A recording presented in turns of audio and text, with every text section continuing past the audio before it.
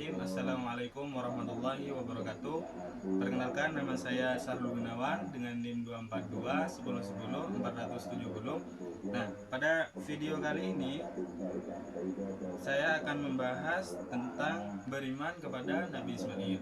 Nah, kita di dalam Islam tentu kita harus memiliki keimanan.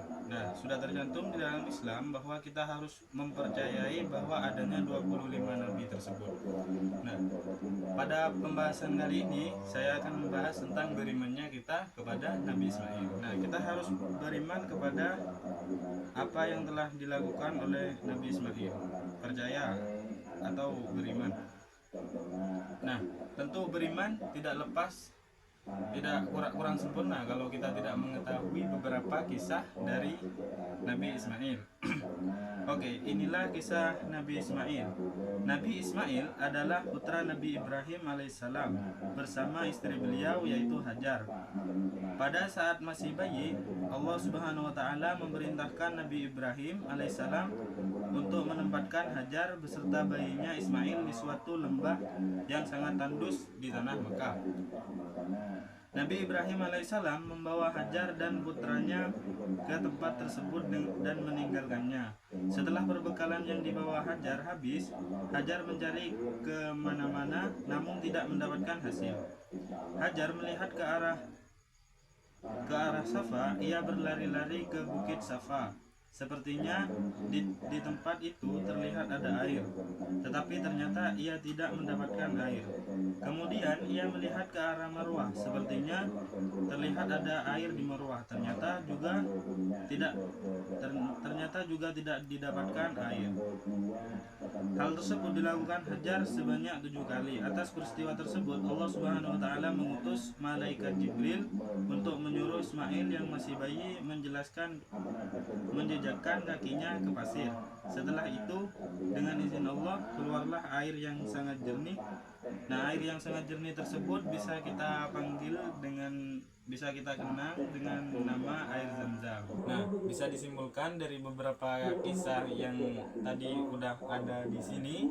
Nah, bisa kita simpulkan bahwa ketika pada saat itu Nabi Ibrahim meninggalkan Nabi Ismail bersama ibundanya di tengah-tengah gurun pasir. Nah, pada saat itu perbekalan itu sudah habis dan mereka pun kebingungan untuk mencari air.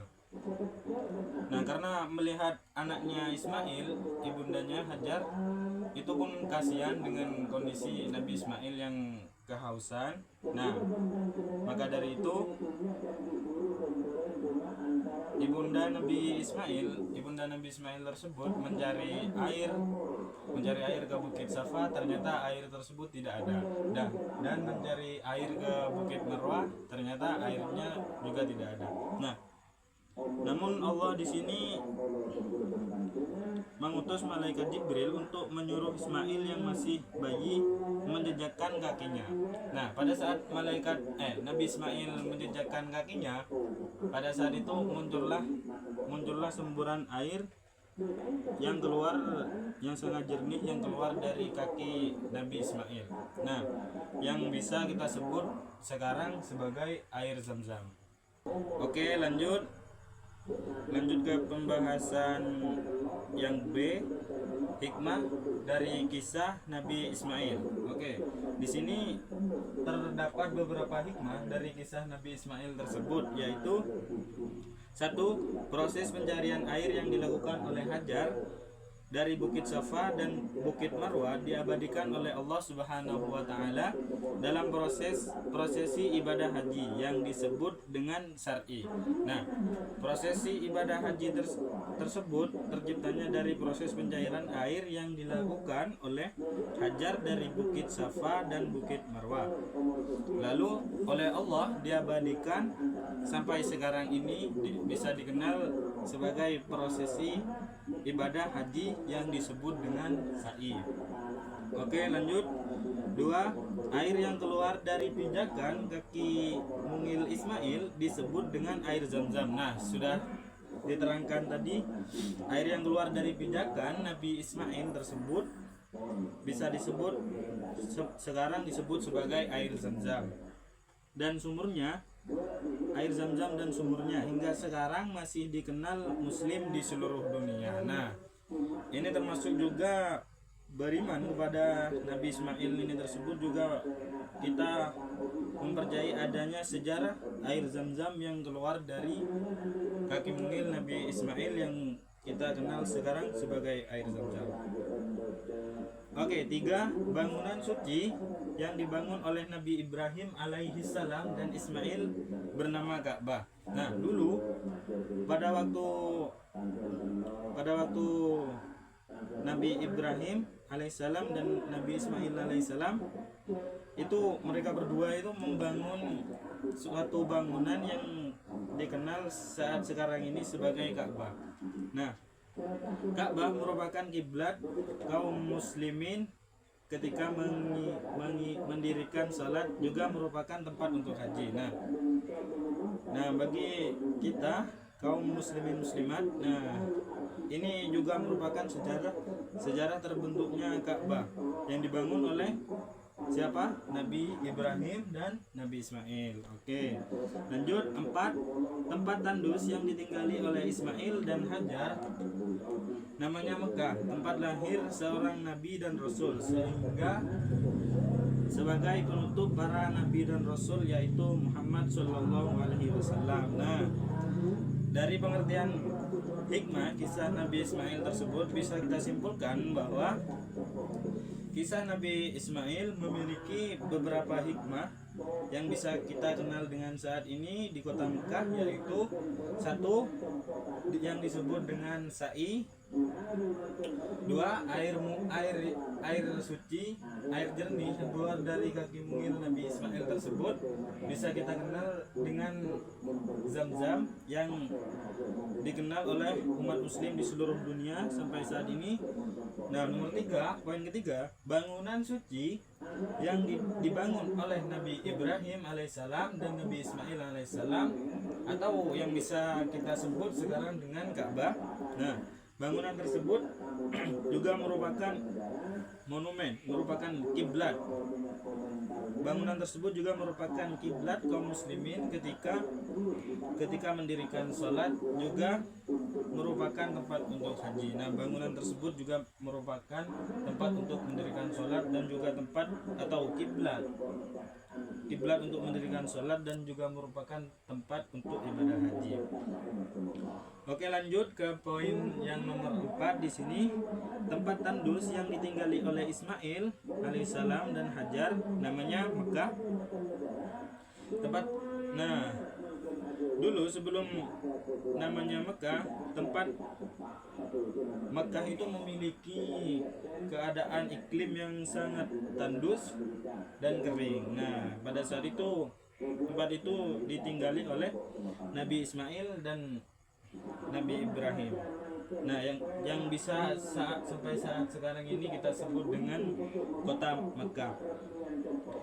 Nah, tempat tersebut juga merupakan tempat lahir seorang nabi dan rasul yang istimewa.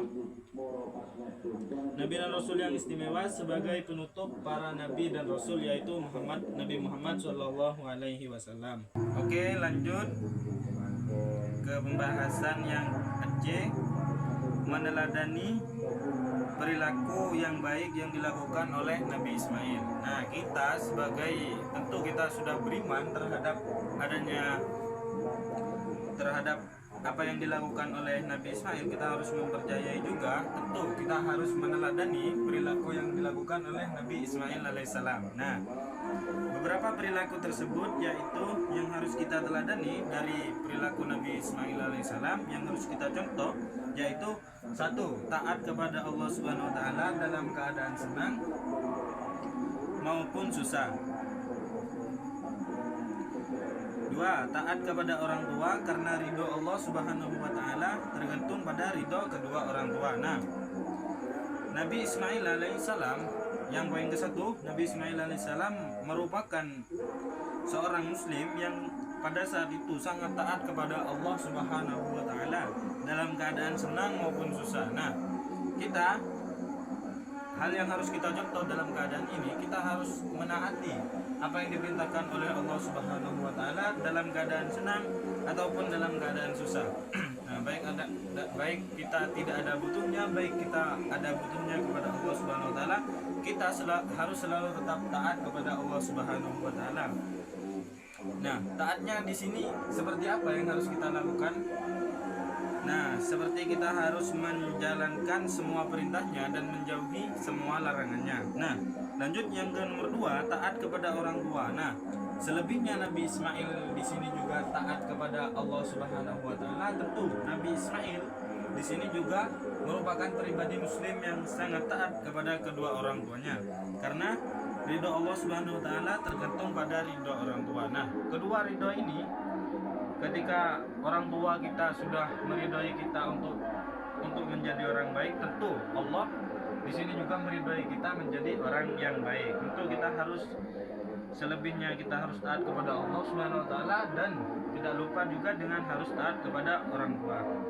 Nah, lanjut 3, semua perintah Allah Subhanahu wa taala harus kita laksanakan dengan ikhlas hanya karena Allah Subhanahu wa taala semata saja dan menerima semua risiko yang ditimbulkannya. Nah, kita sebagai pribadi umat muslim, ketika kita meneladani perilaku Nabi Ismail tersebut, kita harus taat terhadap semua perintah Allah Subhanahu wa taala dan kita harus melaksanakannya juga.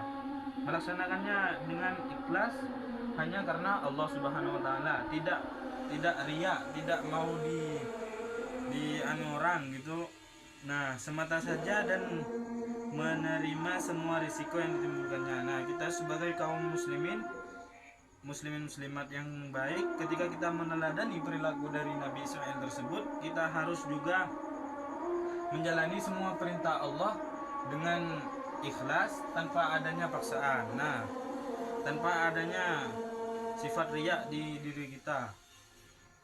Lanjut pembahasan nomor 4, yaitu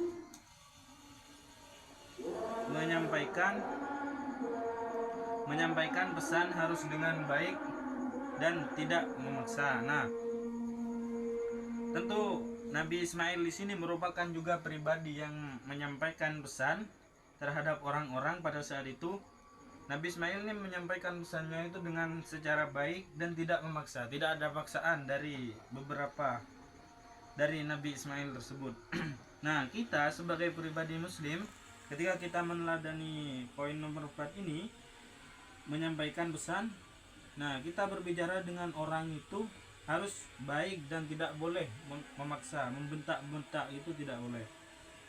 Karena hal tersebut merupakan perilaku yang buruk. Oke, lanjut pembahasan poin nomor 5, menumbuhkan kesadaran dengan dialog lebih penting daripada dengan paksaan dan ancaman. Nah, ketika kita menumbuhkan kesadaran orang dengan dialog, tentu kecerdasan orang dan akal orang tersebut akan dimainkan juga. Tentu orang itu juga akan berpikir atas apa yang kita omongkan. Nah, lebih penting begitu daripada kita adanya paksaan dan ancaman. Tentu ketika umat muslim ketika kita mengajak orang masuk ke dalam Islam, tentu kita tidak boleh adanya paksaan dan ancaman. Tentu orang tersebut merasa tidak kurang bahagia gitu di dalam Islam. Di dalam Islam kita tidak diajarkan untuk memaksa dan berbicara yang buruk kita tidak diajarkan.